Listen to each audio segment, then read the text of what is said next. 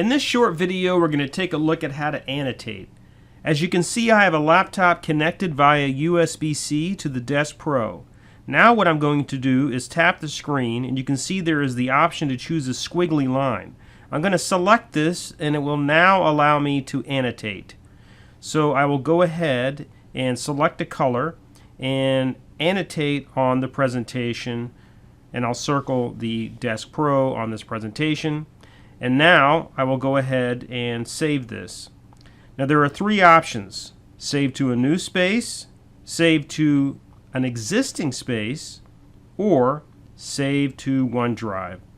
I'm going to choose the first option and create a new space.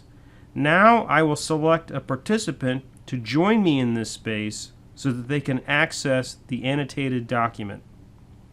Finally, I will go ahead and click Save.